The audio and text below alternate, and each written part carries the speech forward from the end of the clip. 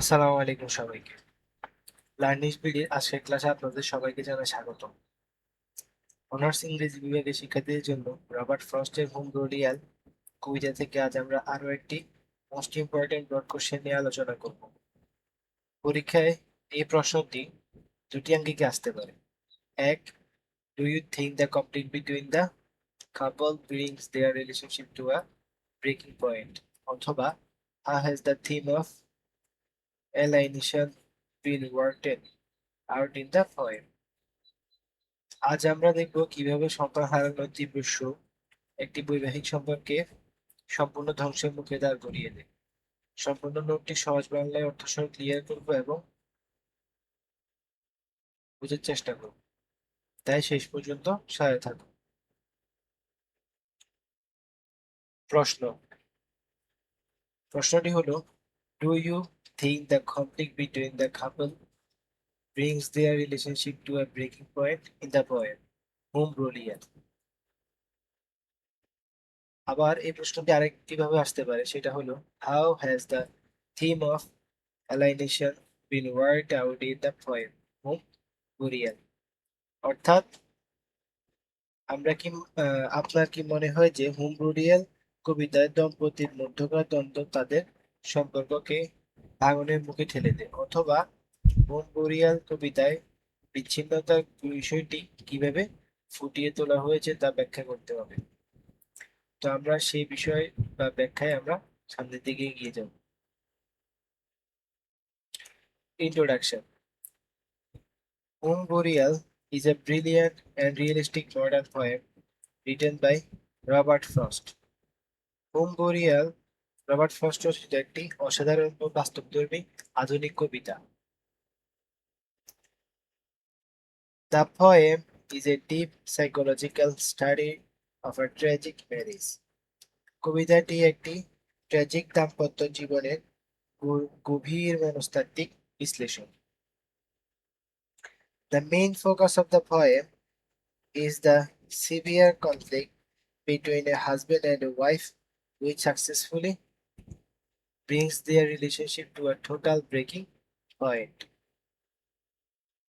অর্থাৎ কবিতার মূল বিষয় হলো স্বামী ও স্ত্রীর মধ্যে তীব্র দ্বন্দ্ব, যা শেষ পর্যন্ত তাদের সম্পর্ককে সম্পূর্ণ ভাঙনের শেষ সীমায় নিয়ে যায়।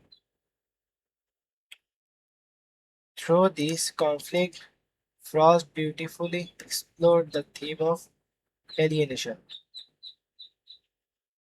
এই দ্বন্দ্বের মাধ্যমে ফ্রস্ট অত্যন্ত সুন্দরভাবে বিচ্ছিন্নতাবোধ বা এলিয়েনেশনের বিষয়টি তুলে ধরেছেন। The poem shows that emotional distance and the lack of understanding can completely ruin the sacred bond of marriage. অর্থাৎ কবিতাটি দেখায় যে মানসিক দূরত্ব, পারস্পরিক বোঝাপড়ার অভাব একটি পবিত্র দাম্পত্য সম্পর্ককেও সম্পূর্ণ ধ্বংস করে দিতে পারে। এই ইন্ট্রোডাকশন বা ভূমিকা পয়েন্টটিতে আমাদের মূলত বুঝিয়েছে এই যে উমরিয়াল শুধু একটি স্বামী স্ত্রীর ঝগড়ার গল্প লেখেননি। এটি দেখায় যখন মানুষ দুজন একে অপরের অনুভূতি বুঝতে ব্যর্থ হয়, তখন একই ঘর থেকেও তারা মানসিকভাবে সম্পূর্ণ দূরত্বে বা আলাদা থাকে বা একা থাকে। এই বিচ্ছিন্নতা প্রতি কবিতার মূল বিষয়। তারপর যাই আমরা দ্বিতীয় পয়েন্টে। দ্বিতীয় পয়েন্টটি হলো the concept of alienation. Alienation means a painful feeling of being alone, isolated, and disconnected from others. Alienation বলতে একাকী, বিচ্ছিন্ন এবং অন্যদের থেকে মানসিকভাবে আলাদা হয়ে যাওয়ার বেদনাদায়ক অনুভূতিকে বোঝায়। In home burials, this alienation is not between two strangers but between a married couple living under the same roof. Home burial কবিতায় এই বিচ্ছিন্নতা দুটি অপরিচিত মানুষের মধ্যে নয়, বরং একই ছাদের নিচে বসবাসকারী এক দম্পতির মধ্যে। Although they are physically close, they are spiritually and emotionally miles apart. তারা শারীরিকভাবে কাছাকাছি থাকলেও মানসিক ও আত্মিকভাবে একে অপরের থেকে অনেক দূরে। The death of their first child acts as a catalyst that expose the deep hidden loneliness and alienation in their relationship. অর্থাৎ তাদের প্রথম সন্তানের মৃত্যু একটি অনুঘটক হিসেবে কাজ করেছে এই এই কবিতায়, যা তাদের সম্পর্কে গভীরে লুকিয়ে থাকা নিঃসঙ্গতা ও বিচ্ছিন্নতাকে প্রকাশ করে। এই পয়েন্টটি যদি আমরা সহজভাবে ব্যাখ্যা করি, আমরা দেখতে পাবো যে ফ্রস্ট দেখিয়েছেন একই ঘরে বাস করলে মানুষ মানসিকভাবে একে অপরের থেকে সম্পূর্ণ বিচ্ছিন্ন হয়ে যেতে পারে। অ্যামি এবং তার স্বামী দুজনেই একই সুখ গ্রহণ করছেন, কিন্তু তারা একে অপরের অনুভূতি বুঝতে পারছেন না। সন্তানের মৃত্যুর ঘটনাটি তাদের সম্পর্কের ভেতর লুকিয়ে থাকা এই বিচ্ছিন্নতাকে স্পষ্ট করে তোলে। তারপর আমরা যাই তৃতীয় পয়েন্টে। তৃতীয় পয়েন্টটি হলো the conflict of grief, different responses, শোক প্রকাশের দ্বান্দ্বিক রূপ। The primary conflict arises because the husband and wife have completely different ways of mourning their dead child. অর্থাৎ প্রধান দ্বন্দ্বের সৃষ্টি হয় প্রথম এই কারণে যে স্বামী ও স্ত্রী তাদের মৃত সন্তানের জন্য সম্পূর্ণ ভিন্নভাবে শোক প্রকাশ করে। The wife Amy is deeply overwhelmed by sorrow. স্ত্রী এমি গভীর শোকে সম্পূর্ণ ভেঙে পড়ে।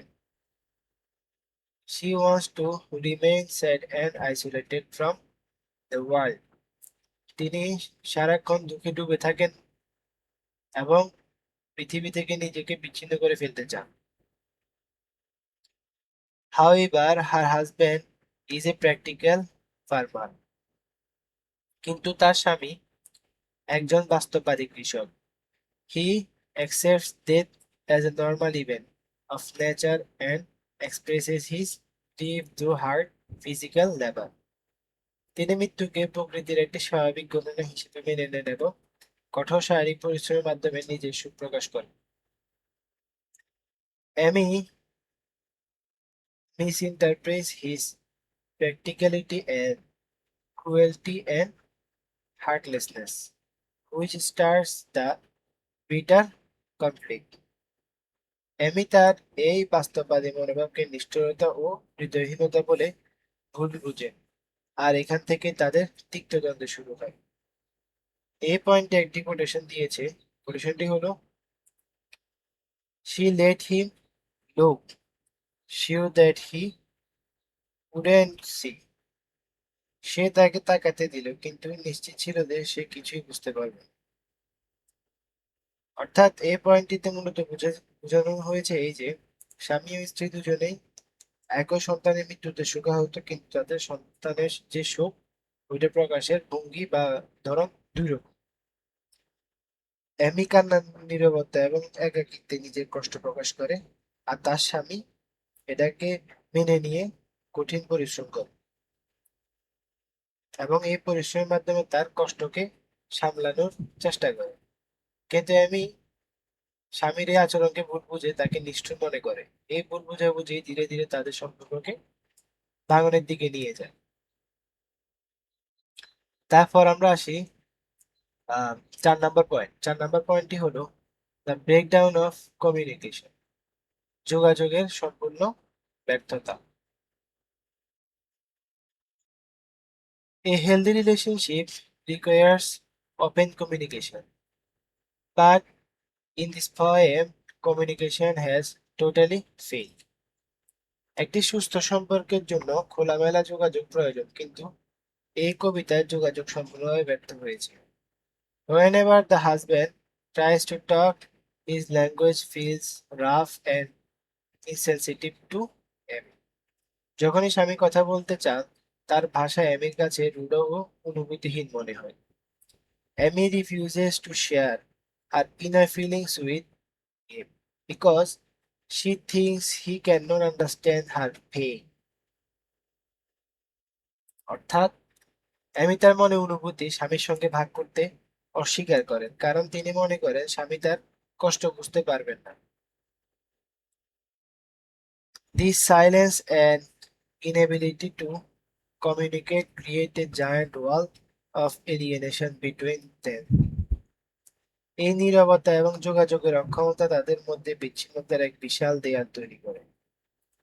They argue constantly and every word they speak increases their emotional distance.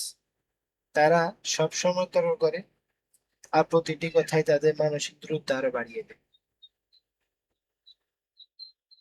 আর এখানে যে কোটেশনটি আছে এই কোটেশনটিতে বলা হচ্ছে must I not say the words not you she shed.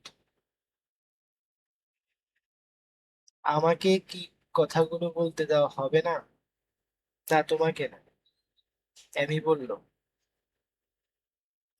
অর্থাৎ এখানে যে কোটেশনটা দিছে ওইটা থেকে ফুটে উঠেছে যে এমি তার হাজবেন্ডের প্রতি রিয়েকশনটা কেমন। আমরা যদি এই পয়েন্টটি ব্যাখ্যা করতে যাই সহজভাবে আমরা বুঝতে পারবো যে স্বামী স্ত্রীর সবচেয়ে বড় সমস্যা হলো তারা একে অপরের সঙ্গে ঠিকভাবে কথা বলছে না বা কথা বলতে পারে না। ফলে ভুল বোঝাবুঝি বাড়তেই থাকে এবং তাদের সম্পর্ক ভাঙনের দিকে এগিয়ে যায়। এখানে মিসকমিউনিকেশন বা একটা কমিউনিকেশন গ্যাপের কারণে মূলত তাদের ভিতরকার যে দূরত্বটা ওই দূরত্বটা বৃদ্ধি পাচ্ছে। তারপর আসি আমরা 5 নম্বর point, Amy's intense alienation. Amy তীব্র একাকিত্ব ও বিচ্ছিন্নতা। Amy suffers from total emotional alienation. এমি সম্পূর্ণ মানসিক বিচ্ছিন্নতায় ভুগছে। She feels completely alone in her grief. নিজের শোকের মধ্যে তিনি সম্পূর্ণ একা অনুভব করেন। She believes that the world is cold, selfish, and unfeeling because people move on quickly after some dies. তিনি মনে করেন পৃথিবী খুব নিষ্ঠুর, স্বার্থপর ও অনুভূতিহীন, কারণ মানুষ কারো মৃত্যুর পর খুব দ্রুত স্বাভাবিক জীবনে ফিরে যেতে পারে বা ফিরে যায়।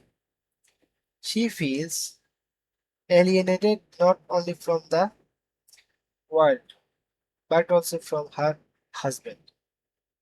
তিনি শুধু পৃথিবী থেকে নয় নিজের স্বামীর কাছ থেকেও বিচ্ছিন্ন অনুভব করেন। She cannot tolerate seeing her husband dig their child's grave with his own hands and then talk about normal farming business. নিজের স্বামীকে সন্তানের কবর খুঁড়তে এবং পরে স্বাভাবিকভাবে কৃষিকাজের কথা বলতে দেখে তিনি তা সহ্য করতে পারেন। For Amy, her husband has become a complete stranger. এমির কাছে তার স্বামী যেন একেবারে অপরিচিত মানুষ হয়ে যায়।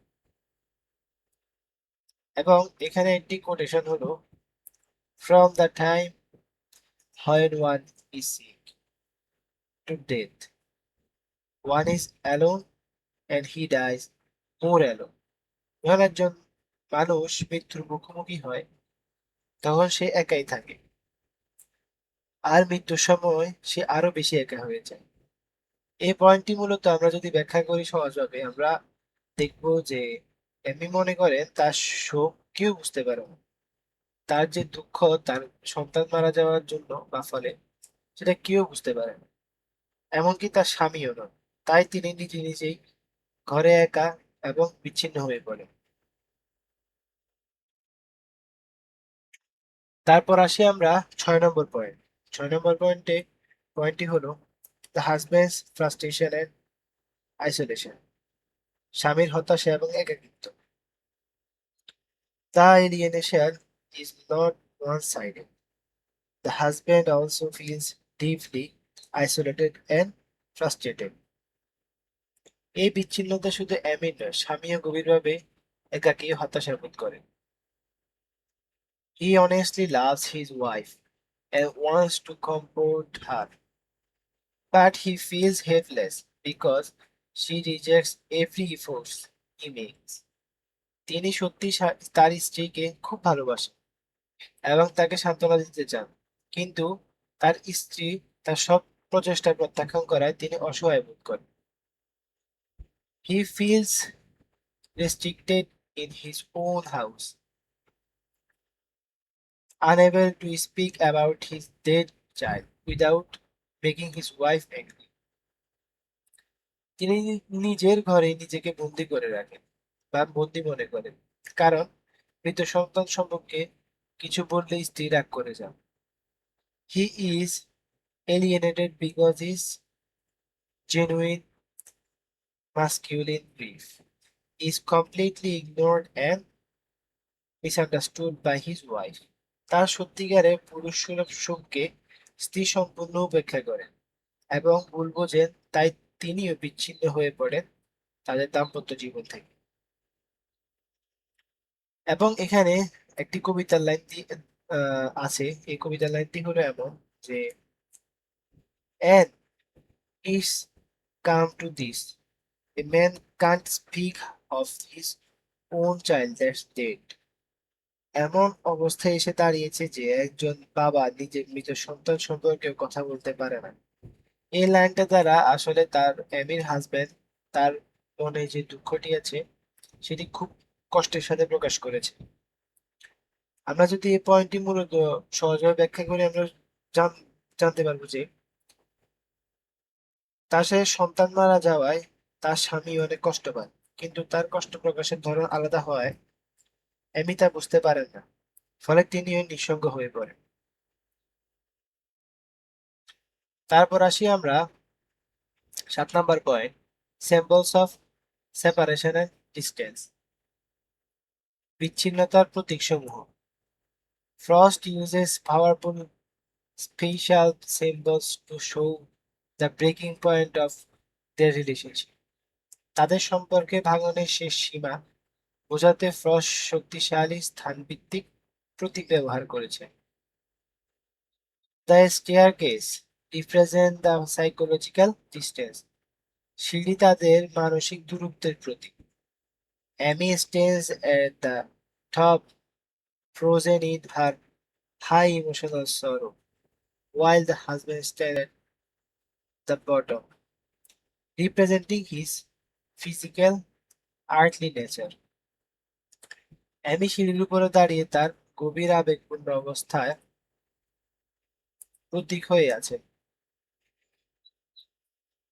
আর স্বামী নিচে দাঁড়িয়ে বাস্তববাদী ও পার্থিব স্বভাবের প্রতীক হয়ে আছে। The door is another vital symbol at the end of the poem. কবিতা শেষে দরজাটি আরেকটি সম্পূর্ণ বা গুরুত্বপূর্ণ প্রতীক। Amy opens the door to escape from the house, which symbolizes her ultimate desire to escape from the marriage itself. অ্যামি যখন ঘর থেকে বের হওয়ার জন্য দরজা খোলেন, তখন তা শুধু বাড়ি থেকে নয়, বরং পুরো দাম্পত্য জীবন থেকে পালিয়ে যাওয়ার ইচ্ছের প্রতীক হয়ে ওঠে। এখানে খুব দুঃখী একটা সিচুয়েশন ক্রিয়েট হয়েছে।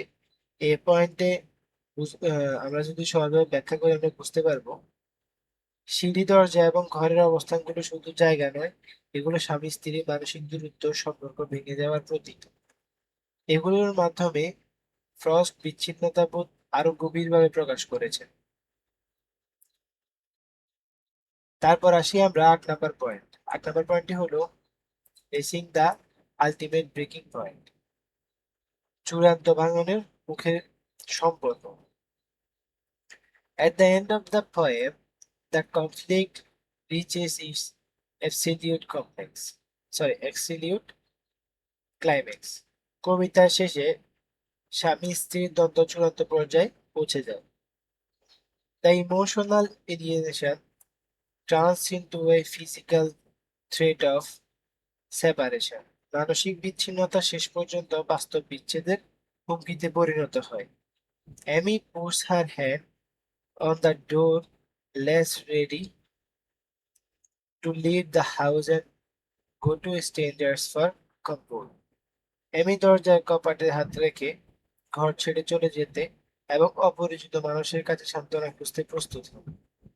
The husband loses his patience and threatens to bring her back by force. স্বামী ধৈর্য হারিয়ে ফেলেন এবং জোর করে স্ত্রীকে ফিরিয়ে আনার হুমকি দেন।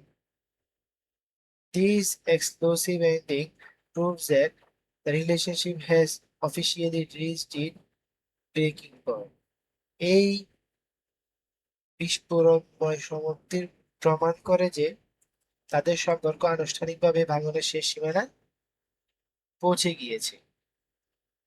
There is no love, trust, or peace left between them. Only anger and desperation. তাদের সম্পর্কে আর ভালোবাসা, বিশ্বাস বা শান্তি কিছুই অবশিষ্ট নেই। আছে শুধু রাগ, হতাশা এবং অসহায়ত্ব। এবং এখানে কোটেশনটি এমন দিয়েছে যে I'll follow and bring you back by force. I will. আমি তোমার পিছু নেব এবং জোর করে তোমাকে ফিরিয়ে আনবো। আমি তাই করব। এখানে আমরা যদি দেখি, এখানে বোঝাতে চেয়েছে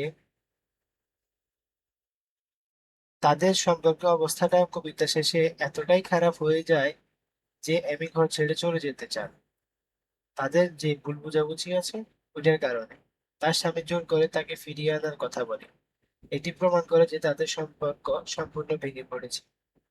এখানে সম্পূর্ণ ভেঙে পড়ার কারণটা মনে আমরা দেখতে পাচ্ছি এমি এবং এমির স্বামীর দুঃখ প্রকাশের পদ্ধতির কারণে।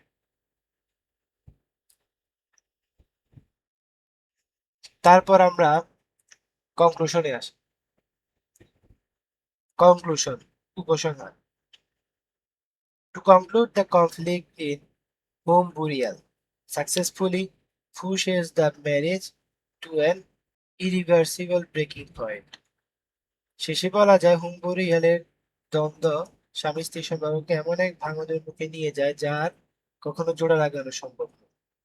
Robert frost masterfully uses the domestic tragedy of a child's death to show the terrifying power of human alienation.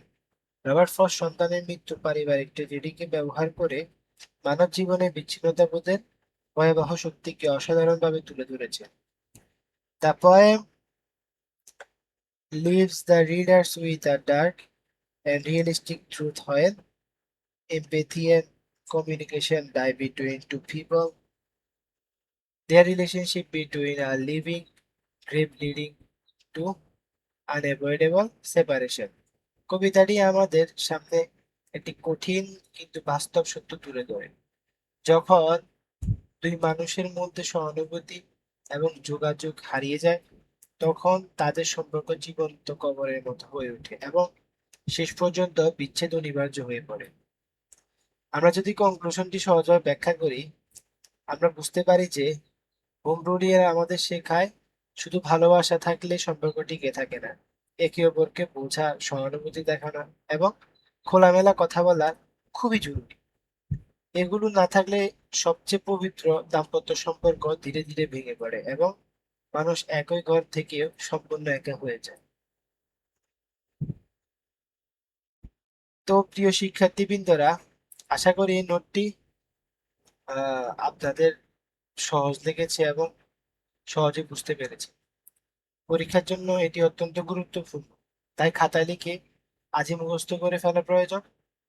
এবং ক্লাসটি ভালো লাগলে লাইক কমেন্ট করতে পারেন এবং আমার যদি সামনে নতুন নতুন এমন ভিডিও পেতে চান লার্নিং ভিডিও চ্যানেলকে সাবস্ক্রাইব করে সাথে থাকতে পারেন।